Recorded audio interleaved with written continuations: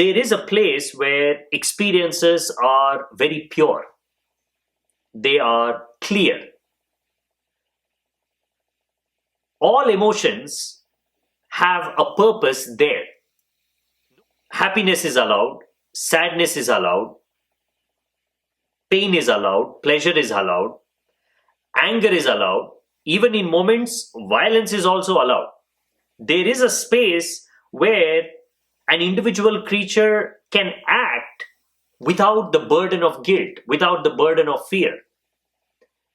This can only happen when this creature is fully aware of the mind, the body, and the environment that is coming together to create this action. Action that is performed under the full witness of the mind, body, and nature will always be aligned to your being. On the outside, it might look like anger, it might look like violence. For example, when you see animals bringing our human judgments, we can judge them to be cruel, to be immoral, but they're just natural. It is natural for a lion to hunt. It is not being cruel. It is not being vicious. It is not destructive at all. For a lion, hunting is a constructive process. It will build its muscles, it will help raise its babies. How can hunting be destructive? It's not destructive because although animals are not aware, like the way human beings can be, there is something aligning the mind, body, and nature, which is nature itself. Because they haven't moved away, even without a conscious choice to be aligned, they are aligned. Because they don't even know what is it to not be aligned. To be aligned with life is natural. To be loving is natural. To be happy is natural. To be sad is also natural. To be angry is also natural. When do all these emotions become a burden? It's when we have done something or something has happened that has misaligned our life with the flowing stream of life around us. Artificial introduction of ideas and concepts.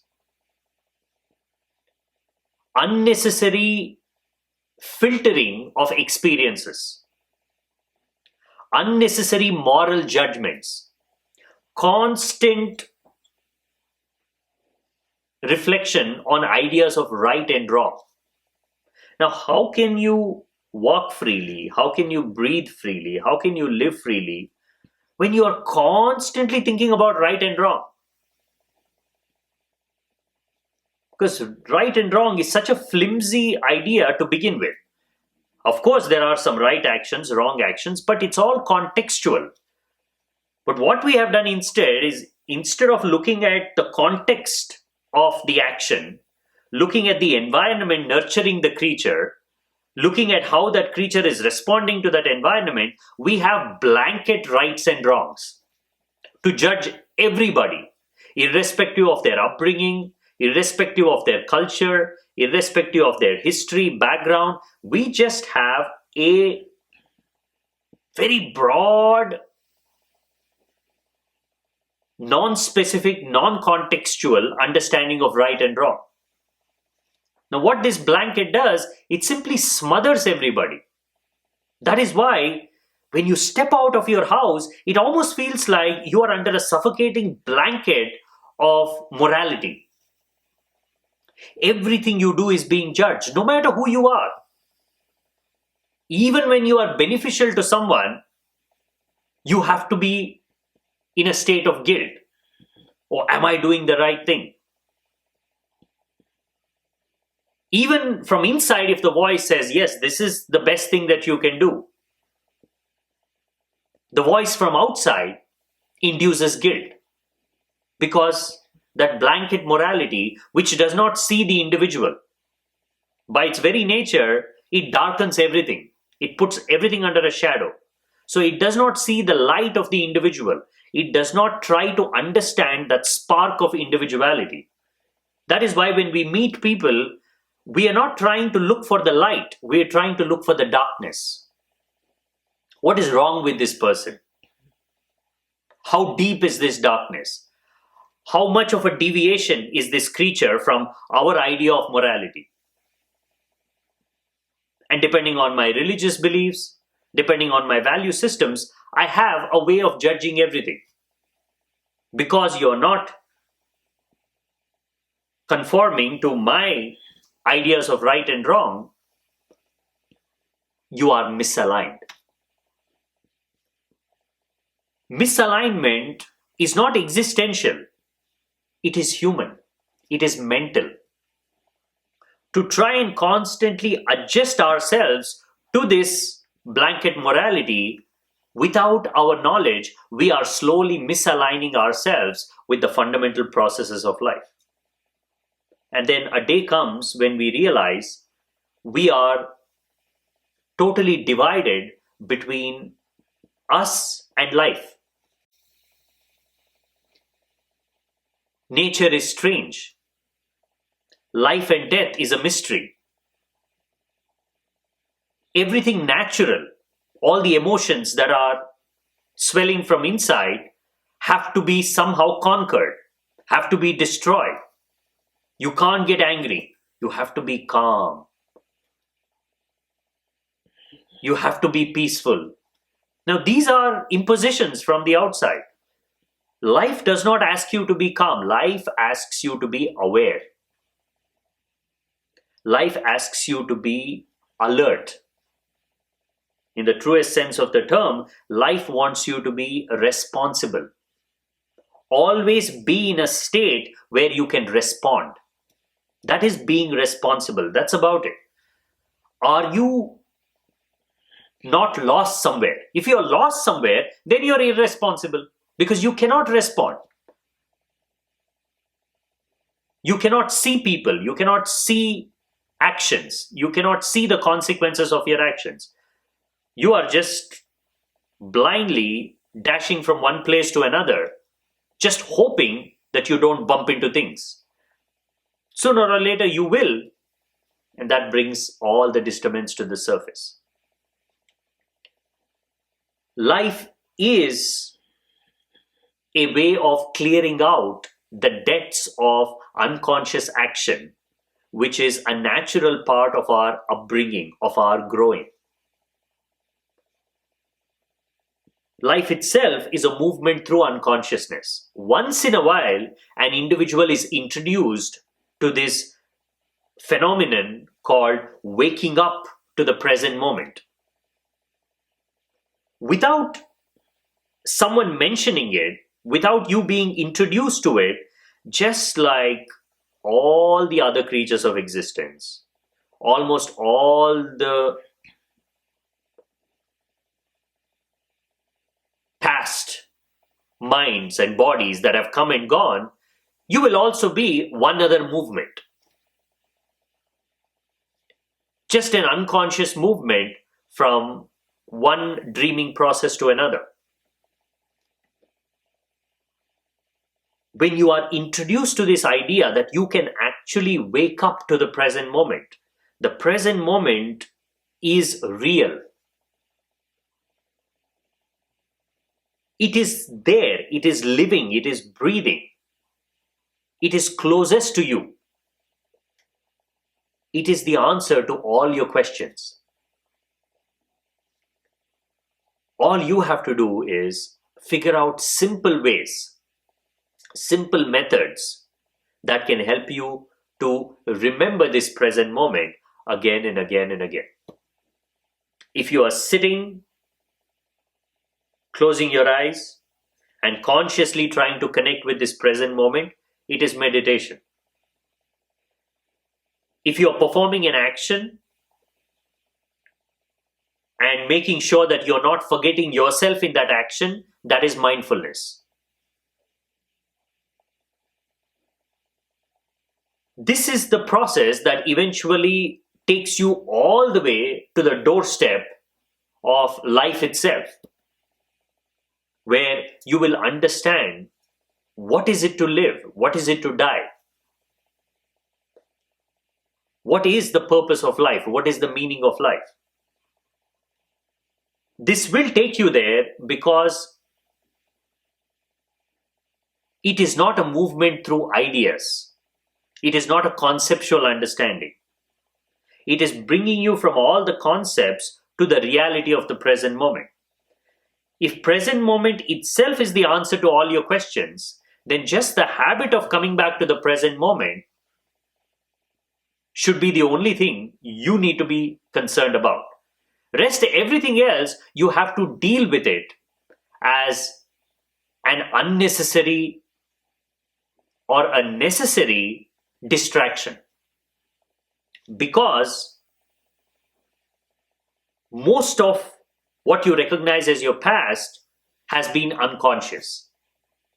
You are becoming aware of this unconsciousness for the first time. You're becoming aware of the present moment for the first time. So naturally, you will become more and more aware of the disturbance. It is a good sign that you are becoming aware of the disturbance. It is wonderful that now you are remembering more and more the difference between you and what you think you are.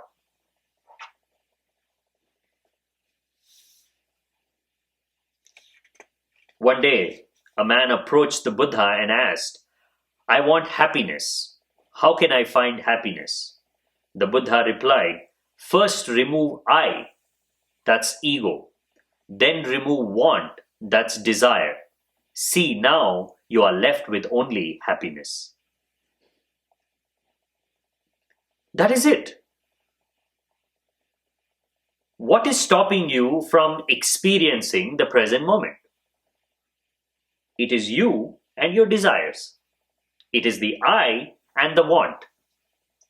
What if happiness is your natural state? What if joy is natural? What if contentment is your own nature? What if bliss is who you are?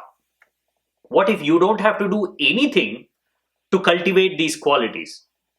What if all the things you're searching for, bliss, beauty, joy, wonder, love, excitement, what if all these are different ways of talking about the same thing called you? What if these are all just different dimensions of your own true being? Then your wanting to experience these things is the obstacle. That feeling that you have to do something on the outside, you have to accomplish something, you have to create something on the outside for you to be happy, for you to be contentful, is the problem. If you can drop the I, in this case the ego, and if you can drop the desiring process of the ego, your pure self, your consciousness itself is the seat of all that you're wanting to experience. Anyways, how can you long for something without it already being a part of you in some way? You cannot long for something that you know nothing about. You know what bliss is. You know what happiness is. You know what contentment is. That is why you are searching for it. Basically, you are searching for the same things that you have experienced a little more. You want a more seamless, connected experience of happiness. You don't want a fleeting happiness. You don't want a fleeting bliss. You want something that stays for a little longer. You want something that you can hold on to by the exercise of your own choice. That's the only problem. It's not that there isn't enough happiness in life. It's not that there isn't enough excitement. It isn't that there isn't enough peace. All these things are there, but they are not available when you want them. They come and go when they want to. And you have no way of consciously creating these states. You have no way of choosing these. Now, because you don't have a choice, there is no freedom. That lack of freedom to choose your state of being is what you're trying to fight, is what you're trying to solve. I don't want lots of happiness. Give me a little bit of happiness, but give it to me when I want it. That changes everything. Imagine at any moment you can choose, irrespective of what's happening on the outside. You can just say, in 10 minutes, I want to be happy. And you've set an alarm, and when the alarm rings, you're just happy. What a beautiful experience that would be. It's because we are unable to do this. It's because we don't know how to get to the core of our own being. We need a continuous practice. That is why Dogen says, continuous practice, day and night, is the dharma of repaying the debt of gratitude. And this present moment is so deep, it can hold so much of your thoughts, your emotions, the entire world of your experiences, and still give you space for freedom. It's only from the outside, present moment looks like a very narrow space. Somehow you have to struggle and squeeze through it. But even if I am able to do this, it is still one moment. What am I going to experience there? It's only because you've not truly experienced the depth of the present moment. It appears like something fleeting. But in actuality, it can hold many things.